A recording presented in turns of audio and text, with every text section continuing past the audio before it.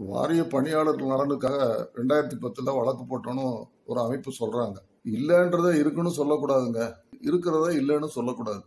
இவ்வாறு சொல்வது தனி மனிதனுக்கே அழகல்ல.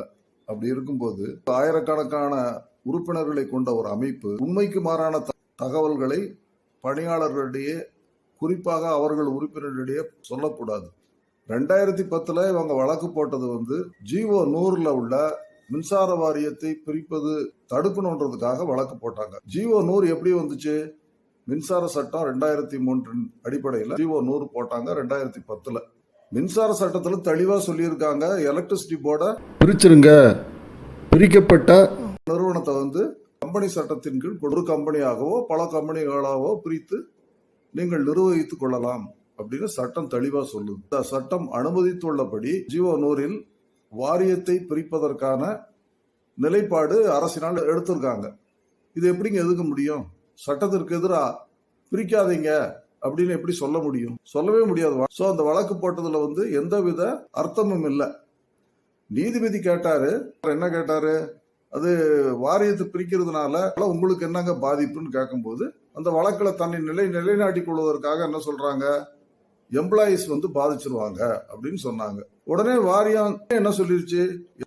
இப்ப பெற்று வருகின்ற நிலையிலிருந்து அவர்களுக்கு எந்த பாதிப்பும் ஏற்படாது என்ற ஒரு உத்தரவாதத்தை வாரியம் அன்னைக்கே கோர்ட்ல சொல்லிச்சு. கோர்ட் என்ன சொல்லிச்சு அப்படின்னா, அது அஃபிடவிட்டா ஃபைல் பண்ணிருங்க அப்படின்னு சொன்னாங்க. அது அஃபிடவிட்டா வாரியம் 1/11/2010 ஃபைல் பண்ணிருச்சு. அதுல ஒரு 5 அண்டர்டேக்கிங் கொடுத்திருக்கு. அரசாணை 100 என்பது அரசு வெளியிட்ட உத்தரவு. அதை எதிர்த்து தான் வழக்கு போட்டிருக்காங்க. அவங்க தான் முதல் பிரதிவாதி. டிஎன்இபின்றது 2வது பிரதிவாதி. யார் அண்டர்டேக்கிங் கொடுத்திருக்காங்க? டிஎன்இபி தான் கொடுத்திருக்கு. இதுல அரசாங்கத்தை கொடுக்கணும்னு சொல்லி இவங்க வலியுறுத்தவே இல்லை. மெயின் பார்ட்டி அவங்க தான். அவங்க கிளவரா டிஎன்இபிட்ட தள்ளி விட்டுட்டு அவங்க பதிலே சொல்லல, வழக்கிலே ஆஜராகல.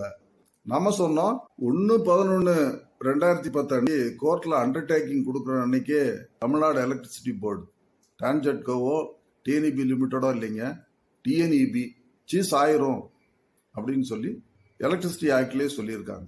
ஸோ 1/11/2010 டிஎன்இபி ஒரு டெட் பாடி கொடுத்த ஒரு அண்டர்டேக்கிங் பாதுகாப்பானதாம்.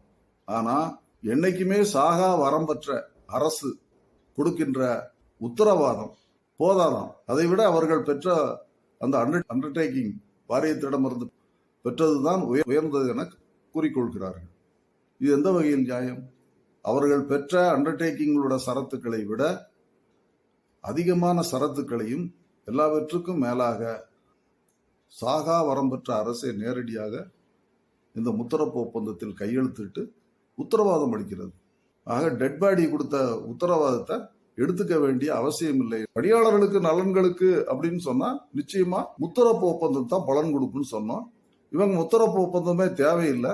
இந்த டிஎன்இபி டெட் பாடி, அது அந்த டெட் பாடி கொடுத்த உத்தரவாதத்தை 14 வருஷம் இவ்வளவு நாளும் பிரமாதமான பாதுகாப்பு மிகுந்த உத்தரவாதம் சொல்லி பணியாளர்களை முழு பாதுகாப்பு அளிக்கும் சொல்லி எல்லாத்தையும் கன்வின்ஸ் பண்ணிட்டாங்க.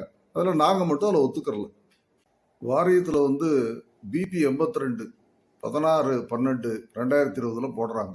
அதுக்கு முதல்ல ஒரு 5 ஆர்டர் போட்டிருக்காங்க. இந்த பிபி 82 உத்தரவுல 30,000 வாரிய பணியாளர்கள் பணியாற்றும் 12(3) செட்டில்மெண்ட்ல வருது. டைரக்டா செட்டில்மெண்ட் கிளாஸ்லயே வரக்கூடிய பணியிடங்களை அவுட் சோர்சிங் கொண்டு போறாங்க.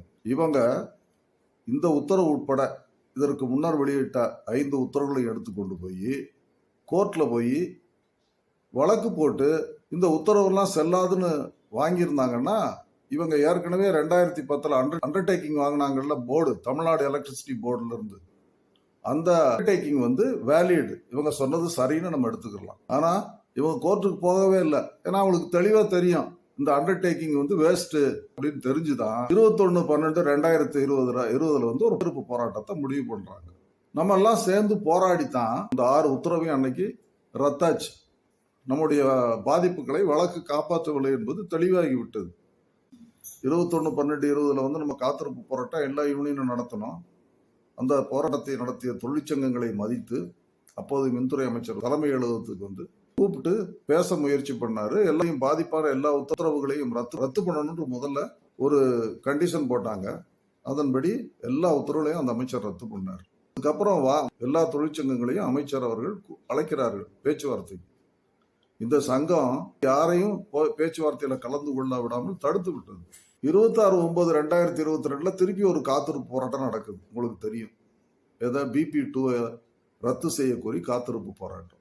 அரசும் வாரியம் அதை கண்டுகொள்ளவே இல்லை. சாயந்தரம் டைம் ஆயிருச்சு, போராட்டத்தை முடிச்சாங்கன்னு இவங்க வாலண்டியரா போய் சேர்மன்ட்ட பேசி BP2 ரத்து பண்றதுக்கு நாங்க ரெக்கமெண்ட் பண்றோம்னு சொன்ன உடனே போராட்டம் வெற்றி, BP2 ரத்தாகிறதுன்னு சொல்லி ஒரு தோல்வியை வெற்றியாக அறிவித்தார்கள். கடைசியில BP2 ரத்து செய்ய முடியாதுன்னு அரசு சொல்லிருச்சு. முற்பகல் செய்யும் பிற்பகல் தானே விளையும். இப்போ என்ன சொல்றாங்க, தான் வாங்குற அண்டர்டேக்கிங்க இன்னும் பிரைஸ் பண்ணிக்கிட்டே இருக்காங்க. எல்லா பாதிப்புகளையும் நாம் சந்திச்சிருக்கிறோம், உங்களுக்கு எல்லாம் தெரியும். அப்படிப்பட்ட சூழ்நிலையில கூட இன்னும் தங்கள் பெற்ற உத்தரவுகளை எல்லாம் பெருமைப்படுத்திக் கொள்கிறார்கள். இந்த அண்டர்டேக்கிங்ல கொடுத்திருக்க 5 பாயிண்டை விட பணியாளர்கள் நமது நலனுக்காக முத்தரப்பு ஒப்பந்தத்துல சரத்துக்களா இடம்பெற்றிருக்கு. ஆனா அந்த முத்தரப்பு ஒப்பந்தம் சரியில்லை, நிறைய கோளாறு இருக்கு அப்படின்லாம் சொன்னாங்க. அதுல காலி இடங்களை எல்லாம் பற்றி எல்லாம் ஒன்றும் சொல்லலை அப்படின்னு சொன்னாங்க. ஏன் காலி இடங்களை பத்தி அண்டர்டேக்கிங்ல சொல்லியிருக்கானா? இல்ல பேச்சுவார்த்தைக்கு அழைச்சு அண்டர்டேக்கிங் போடுச்சா போர்டு? கோர்ட்ல நீ கேட்டிருக்க வேண்டிய எங்களை பேச்சுவார்த்தைக்கு வாரியம் அழைச்சு அதுக்கப்புறம் தான் அண்டர்டேக்கிங் கொடுக்கணும்னு சொல்லியிருக்க வேண்டியதானே? இதெல்லாம் அவங்க வாங்கினா தேவையில்லை, மற்றவங்க வாங்கினா எல்லா கோளாறும் சொல்றது. இந்த அமைப்பினருக்கு ஒரு பழக்கம் உண்டுங்க. இவங்க என்ன நினைக்கிறாங்களோ என்ன சொல்றாங்களோ அதை எல்லாரும் கேட்கணும். இவங்க சொல்றதுதான் கரெக்ட், மற்றவங்க சொல்றதெல்லாம் தப்பு. இப்படி பேசக்கூடிய ஒரு குணாதிசயத்தை கொண்டவர்கள் இவர்கள். ரொம்ப தெளிவா ஒரு உதாரணத்தை சொல்லணும்னு சொன்னா 22/2/2018 நியூ உட்லண்ட்ஸ் ஹோட்டல்ல அப்போ வேஜ் ரிவிஷன் போட்டு முடிச்ச உடனே எல்லா தொழிற்சங்கங்களையும் அழைச்சு அப்போதைய மின்துறை அமைச்சர் அவர்களும் அப்போதைய வாரிய தலைவர் சாய்குமார் அவர்களும் அந்த நிகழ்ச்சியிலே பங்கேற்றார். அதில் எல்லா தொழிற்சங்கங்களும் பேசின. கையெழுத்து போடாத இவங்க என்ன பேசினாங்க தெரியுமா? 2.57 காரணி அப்படின்னு ஒன்று இருந்துச்சு, உங்களுக்கு தெரியும். அந்த 2.57 MF நாங்க போராடியதால் தான் அரசு கொடுக்க நேர்ந்தது, எங்கள் போராட்டம் தான் இந்த காரணி கட்டியதற்கான முழு காரணம் என்று ஒரு கருத்தை சொன்னார்கள்.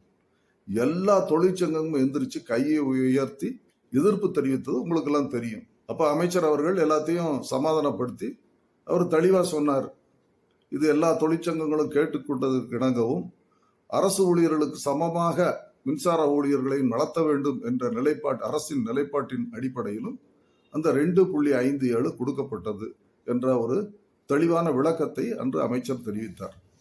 நண்பர்களே, 2.57 காரணியை பெற்றதற்கு மூல காரணகர்த்தா யார் என்றால் அன்றைய வாரிய தலைவர் சாய்குமார் அவர்கள் என்பது எல்லோருக்கும் தெரிந்த விஷயம். ஒரு நடைபெறாத ஒரு நிகழ்வை தங்களை உயர்த்தி கொள்வதற்காக அந்த கூட்டத்திலே மற்ற தொழிற்சங்கங்களை விட நாங்கள் தான் உயர்ந்தவர்கள் என்று காட்டிக்கொள்ள முயற்சித்தார்கள். இவங்களை பெருமைப்பட்டுக் கொள்வதில் நமக்கு ஒன்றும் ஆட்சேபனையோ வருத்தமோ கிடையாதுங்க. ஆனா மற்ற தொழிற்சங்கங்களை மட்டம் தட்டுவதை இவர்கள் கைவிட வேண்டும், இனிமேலும் இவ்வாறு பேசக்கூடாது என்பதைத்தான் நாம சொல்லிக்க விரும்புறோங்க.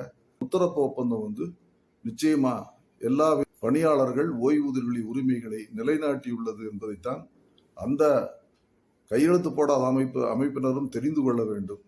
இந்த 21 யூனியனும் எல்லா தொழிலாளர்களும் பாதுகாப்போடு இருக்க வேண்டும் என்பதற்காகத்தான் இந்த முத்தரப்பு ஒப்பந்தம் ஏற்படுத்தினாங்க.